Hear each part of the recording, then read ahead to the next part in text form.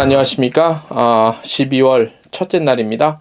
2021년에 이제 한 달밖에 남지 않았네요. 예, 정말로 엊그제 같습니다. 2021년이 시작된 지 코로나와 함께 시작을 했습니다만 아무튼 뭐 이제 11달이 지났고 12월이 시작이 되는 날인데요.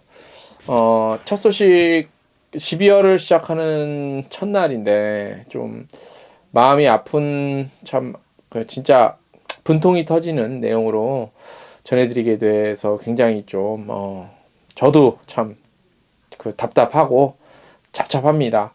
자, 헤드라인 먼저 좀 소개를 해드리고 오늘 내용 좀 전해드릴게요. 첫 번째 헤드라인은 정부 여행업 버렸다, 이렇게 제목을 일단 잡았는데요. 오늘 주 내용이니까 한번 나중에 계속 들어주시고요. 호주가 원래 12월 1일부로 오픈을 할 예정이었는데 이놈의 그 변이 때문에 일단 15일 한 보름 정도 연기를 했습니다. 예. 그리고 2022년 스마트 관광도시 조성사업 공모가 시작이 됐고요. 제주 크루즈가 다시 시작이 됩니다. 예, 제주도는 또 크루즈 산업의 대한민국으로 치면 크루즈 산업의 어떤 거점이죠, 그죠? 예. 그리고 여러분 그 유명한 지나가는 애도 다 아는 반지의 제왕이 20주년이 됐습니다. 그래서 뉴질랜드에서 어떤 일이 지금 벌어지고 있는지 간단하게라도 소개를 좀 해드리겠습니다. 관광 스타트업 지원 사업 우수기업 선정됐고요. 에어서울은 부산행 더블 할인 광클전을 진행을 합니다. 이렇게 일단 헤드라인은 요 정도 되고요. 예, 본격적으로 오늘 주요 내용들 전해 드리겠습니다. 12월 1일 수요일자입니다. 네, 일단 저희도 좀 죄송하다는 말씀을 좀 드려야 될 것 같습니다. 저희도 그거를 그냥 당연히 그럴 줄 알고, 사실 뭐 아마 그 인간이기 때문에 그러겠죠. 저도 사람이고 당연히 그럴 때 될 줄 알고 그냥 아무 생각 없이 발표 난 자료 그냥 전해 드렸는데 그게 좀 착오가 있어서 우리 또 그것만 듣고 그 소식만 듣고 좀 그 시도를 했는데 안 돼 갖고 참 되게 막 이른바 그냥 그 열받으신 분들이 굉장히 많을 거라고 생각이 듭니다. 예, 저희도 보도하는 입장에서 나서 더 이렇게 막 취재하고 해서 전해드렸어야 되는데 저희도 참 죄송한 마음이고 착잡합니다. 자, 그러니까 주요 내용 말씀을 또 정리를 좀 해드리자면 한 일주일 전이죠. 문화체육관광부에서 발표를 했었어요. 이제 전기세도 깎아주고 그다음에 많은 건 아니지만 1% 초저금리에 2천만 원까지 대출 융자 가능하다는 거. 그러니까 손실보상법 적용 대상에서 제외된 업종들은 그렇게 1% 금리에 2천만 원까지 융자 가능하다는 거. 그래서 여행업도 당연히 되는지 알았는데, 그리고 그렇게 알고 문체부에서도 발표를 하고 저희도 그대로 갖다 보도를 해드렸는데 그게 아니었다는 거죠. 여행업은 그것마저도 제외가 됐다는 소식입니다. 아마 안 돼서 우리가 안 된다는 거를 지원을 했는데 안 된다는 걸 아셨던 분들도 계실 거예요. 되게 화가 많이 나 계시고 그런 걸로 알고 있는데 이게 어떻게 된 건지 한번 좀 정리를 해드리겠습니다. 여행업, 공연기획업, 실외, 체육시설업 등 문화체육관광 분야의 손실보상 비대상 업종, 여행업도 비대상 업종이죠. 그 소상공인이 문체부가 추진하는 지원 대책 외에 1%의 금리로, 그러니까 1% 금리로 2천만 원까지 대출받을 수 있는 거는 사실 문체부 주도는 아니었던 거죠. 예. 아무튼 요거 대출받을 수 있는 이른바 이게 뭐였냐면 이름이 일상회복 특별융자였어요. 근데 알고 보니 우리 여행업은 빠져 있어서 여행사를 비롯한 여행업계가 지금 참 일본말 써서 합니다만 이럴 때 이 말보다 더 어울리는 표현이 어디 있겠습니까? 우리 여행업계가 야마가 이빠이 돌았습니다. 네, 야마가 이빠이 돌았습니다. 네. 문체부는 지난 11월 23일 자료를 발표했죠. 거기 내용 중에 이런 것들이 있었죠. 179억 원 규모의 규모로 관광기금 융자금에 대한 이자 감면, 그리고 뭐 2개월간 전기료와 산재보험료 최대 20만 원 경감, 이런 거 다 그때 전해드려서 기억하시는 분들 있을 거예요. 이런 거 대규모 지원 내용을 담은 자료를 공식 발표하면서 문체부가 추진하는 지원 대책 외에 1% 금리로 2천만 원까지 대출받을 수 있는 일상회복 특별융자도 활용할 수 있다고 밝혔지만, 막상 여행업을 운영하고 있는 업체들은 지원 대상에서 빠져 있는 것으로 확인이 됐습니다. 그래서 알아봤더니, 자, 11월 28일 엊그저께 발표된 중소벤처기업부의 자료를 보면 거기에 이미 내용은 다 나와 있습니다. 융자 지원 대상 대부분은 시설물 관련 업종입니다. 뭐 카페, 목욕탕, 헬스클럽 이런 거. 여행업은 안 돼. 아예 빠져 있어. 그래서 오늘 제목이 정부 여행업 버렸답니다. 그래서 여행사는 아예 지원 대상조차도 이것도 안 되고 저것도 안 되고. 어떡하라는 얘기죠. 융자가 필요한 여행사 관계자들은 융자 신청을 위해서 해당 사이트에 접속했지만 막상 지원 대상 목록에 없어서 분통을 터뜨렸고요. 이 분통이 이제 말씀드린 바와 같이 야마가 이빠이 돌아갔고, 이제 한국여행업협회에다가 어떻게 된 거냐고 계속 항의 전화를 했겠죠. 한국여행업협회 역시 당연히 될 줄 알고 이제 그러고 있었는데, 이런 전화가 오면서 이제 그때서 이제 사실관계를 파악해서 문체부에 확인했는데, 문체부에 제가 직접 취재한 건 아닙니다. 이건 저는 한국여행업협회를 취재한 겁니다. 확인해 보니까 문체부에서도 일부 부처 외에는 이 같은 사실을 파악을 못하고 있었던 것으로 좀 전해졌습니다. 그래서 제가 오늘 다시 그 보도자료가 어떻게 나왔었나 확인 좀 하려고 문체부 홈페이지 들어가서 보도자료 이미 받은 거는 다 슉 버렸으니까, 일주일이 지나서 홈페이지에 그게 있으니까 있거든요. 그래서 들어가 보니까 홈페이지 글 안에 그 보도자료는 지금 빠져 있더라고요. 아무튼 그래서 아무튼 그래요. 그렇고 문체부도 이거를 잘못 파악을 한 것인지, 뭐 의도는 하지 않았겠죠. 그러니까 의도적으로 그러지는 않았겠지. 설마 그랬으면 진짜 이빠가 야마가 더 도는 거고. 아무튼 그랬어. 아무튼 지금 혼선이 계속 빚어졌던 거예요. 자, 코로나19로 인한 자영업자 피해를 지원하기 위해 정부가 추진한 손실보상법에서 말씀드린 바와 같이 여행업종은 강제 집합 명령이 없었다는, 집합 금지 명령, 그게 없었다는 이유로 제외가 됐죠. 그래서 손실보상법 지원 대상에서 제외된 업종인 여행업은 일상회복 특별융자 대상 업종으로 대부분 인식하고 있는 상황이었죠. 그렇기 때문에 더 이제 분통이 터지는 거지. 여러분들 생각은 어떻습니까? 과연 정부의 의지가 어디까지인지. 그러니까 이게 그래요. 그러니까 정권 차원에서 그랬다기 하기에는 너무 좀 나간 것 같고, 그죠? 그러면 관련 부처에서 담당자들이나 관련 부처에서 여행업을 대하는 태도와 인식이 어떤지 정도는 참, 그 정도는 충분히 생각할 수 있잖아요. 그죠? 근데 여러 가지를 개인적으로 생각을 해봤어요. 예를 들어서 이런 일이 터지면 뭐 언론이건 뭐건 어쨌든 정부 대상으로 막 비난의 화살이 쏟아지잖아. 근데 그 정부라는 게 그 행정 당국이 사실 실무를 하고 있기 때문에 이 정권, 지금 현재 정권이나 여당 쪽에다가 그쪽이 비난을 받아야 하지만, 어떻게 보면은 그쪽을 비난하는 것도 웃긴 거야 같아, 좀. 제가 왜 이런 말씀을 드리냐면, 지금 뭐 이제 한 100일 정도 남았다 그러죠. 대통령 선거. 그래서 아무튼 집권하고 있는 집권 여당이나 정부에서는 어떻게든지 이런 소리가 안 나와야 되는데, 이런 일이 터지면은 어쨌든 기자나 언론사들은 제목에 정부를 다니까, 그죠? 근데 어떻게 보면은 각 행정부처의 실무자들이나 담당 부서에서 뭐 실수가 됐건 잘못을 했건 아무튼 그렇잖아요.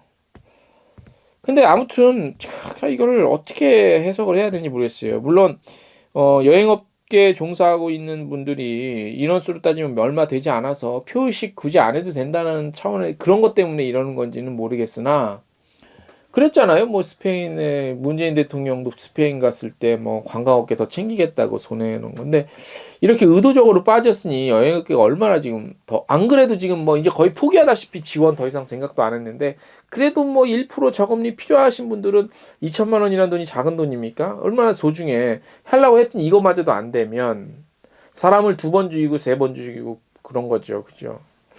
자, 그래서 어쨌든 지금 사태가 오늘 이렇게 긴박하게 일어났고 이것 때문에 또 긴급하게 또 지금 계획을 세운 게 뭐냐면 한국여행업협회에서 긴급하게 지금 국회 상대로 강력히 항의를 하겠다고 지금 나섰어요. 그래서 오창희 카타 회장을 비롯해서 특별위원장 및 또 위원들 한 9명, 임직원 한 10명 대회가 12월 2일 오후 2시에 국회 소통관에서 기자회견을 열고서 피켓 같은 거 들고 여행업 손실보상 지원 요청과 일상회복 특별융자에 여행업이 우리 빠진 것에 대해서 강력하게 이번에 항의를 좀 하겠다고 지금 이제 계획을 잡고 있습니다.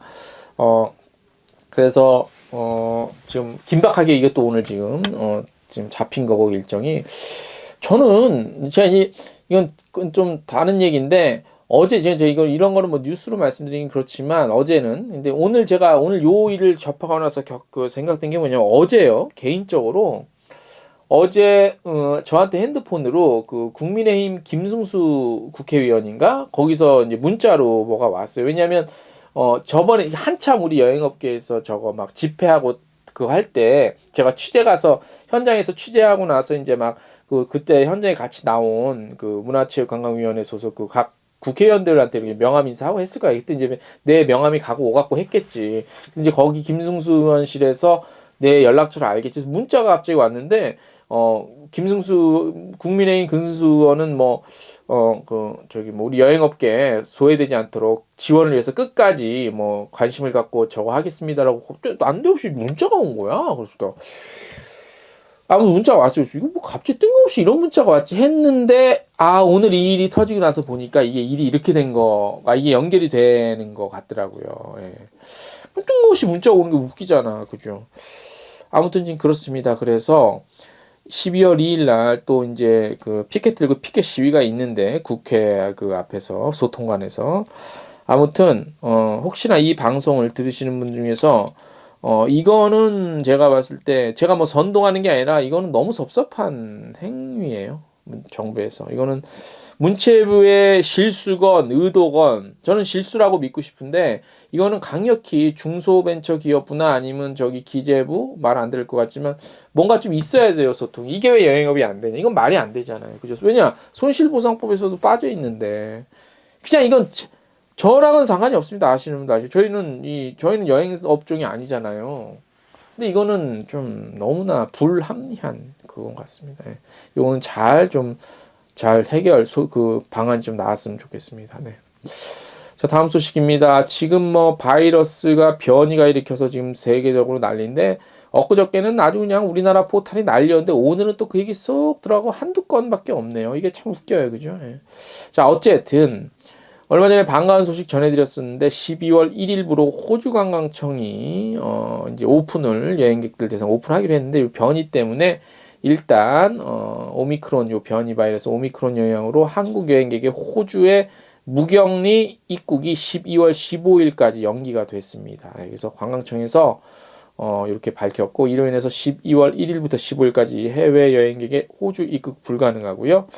호주관광청은 여행객은 출발 전 호주 이민성 사이트에서 최신 정보를 확인한 후 입국 관련 불이익이 없도록 주의를 좀 당부했는데 자 이걸 보면 호주가 그동안 좀 보수적으로 꽝꽝 틀어막고 있었는데 이번에 오픈을 한다고 밝힌 후에 잠시 지금 이 변이 때문에 잠깐 다시 조금 걸어 잠그는데 이걸 보면 이제 각국의 대처를 좀 알 수 있어요.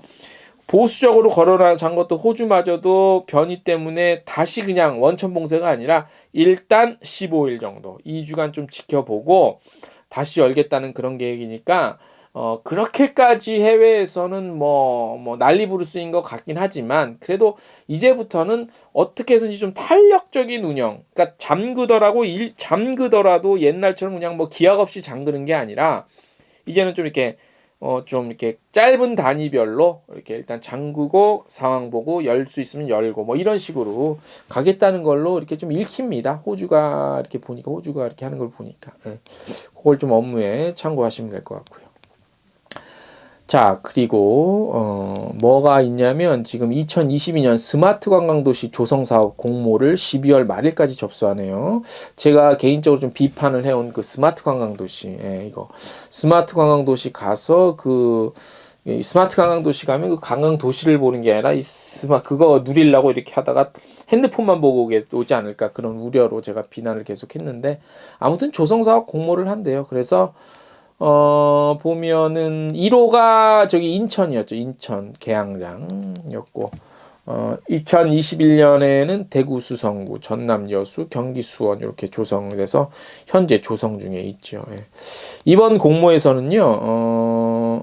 잠깐만 볼게요. 이번 공모에서는 이번 공모에서는 잠깐만요. 이번 공모에서는 어떻게 하냐? 지자체의 관심과 기대 수요를 반영해서 선정 규모를 6개로 늘렸답니다.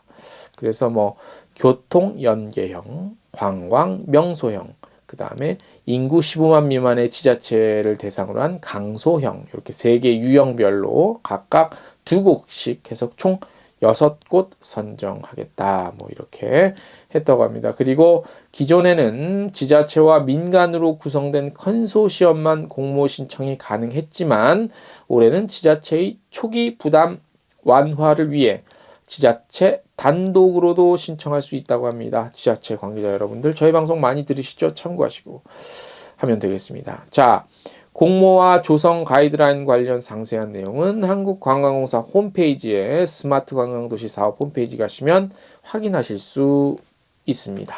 네. 자, 제주도가 이제 그 크루즈 다시 재개를 위해서 이제 나섰습니다. 12월 7일, 11월 말일 날도 했어요. 한번 했는데 이제 12월 7일 또 예정이 돼 있어요. 대만과 일본 크루즈 관계자를 대상으로 온라인 설명회를 엽니다. 아무튼 그 코로나 때문에 좀 모든 게 멈춰서 있었죠. 그래서 이제 이번에는 방역 그 어떤 시스템이랑 그런 거에 따라서 그런 게 됐잖아요. 인프라가. 2020년 7월 대만에서 이미 재개는 됐고요. 이후 일본도 올해 일본 내에 그 크루즈 관광이 시작이 된 걸로 알려지고 있습니다. 그래서 향후에 국내 크루즈 관광이 재개됐을 때 대만과 일본발 크루즈의 우선 입항이 예상됨에 따라 두 지역을 대상으로 사전 마케팅이 추진이 된다고 합니다. 제주관광공사에서는 두 지역을 대상으로 2번 온라인 설명회인데요. 말씀드린 바와 같이 11월 30날 대만 기륭항을 모항으로 운항하는 선사와 선사별 연합여행사 핵심 관계자를 대상으로 진행이 됐고요. 온라인으로. 그리고 12월 7일도 이제 일본발 모항, 일본을 그 모항으로 하는 크루즈 선사 관계자들이랑 이제 담당자들 대상으로 온라인 설명회가 진행이 된다고 합니다. 그래서 뭐 여러 가지가 있는데 한번 볼까요? 통계가 있는데 대만의 크루즈 소스 마켓 규모가 38만 명이래요. 그래서 아시아 2위래네 대만이. 일본이 29만. 그래서 한 4위 정도래요. 그래서 우리나라는 몇이야? 1등이 중국이겠구나. 아무튼 잠재 크루즈 관광객이 많은 시장인데 특히 시장 구조 및 상품 구성 또한 양질로 구성이 되어 있어서 제주 크루즈 시장의 문제점 개선하기 위한 마케팅 타깃으로 상당히 적합한 그런 시장이라고 합니다. 네.